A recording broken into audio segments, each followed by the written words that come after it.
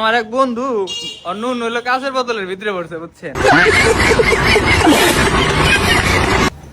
কারণ কাহিনীটা খুইলা কই, আমরা তখন ক্লাস 9-এ পড়ি, বুঝেনি তো, উত্তেজনার বয়স।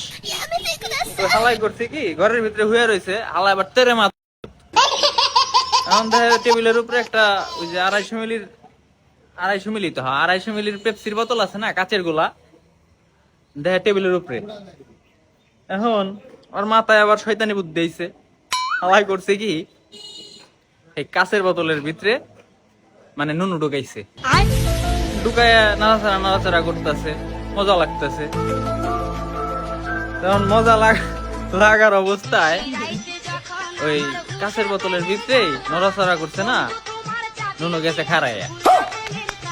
খাড়ানোর পরে ও তো পড়ে গেছে বিপদে। যখন টান দেয় তখন তার বাইরেতেছে না, ভিতরে যায় শক্ত হয়ে গেছে গা, বাইর করে বাড়তেছে না। কি একটা মুসিবত, যত টানাটানি করে তত আরো বেশি শক্ত হয়। এখন এই হালায় বিপদে পইরা দিছে ওর বাপেরে ডাক, বুঝছেন? বাপেরে ডাক দেওয়ার পর ওর বাপে দেয় এই কাহিনী। হালাই করছি কাচের বোতলের ভিতরে হান্দাই দিয়া বয়ে রয়েছে। এখন ওর তো কান্দা কান্দা অবস্থা। এর ভিতরে ওর বাপ আইছে, কুদুম কেলান খেলাইছে। খেলানোর পরে কয়, মাদার চোদা, তুই কাচের বোতলের ভিতরে নুনু ঢুকায় বসে রয়েছিস, তুই কত বড় মাদার রয়েছিস।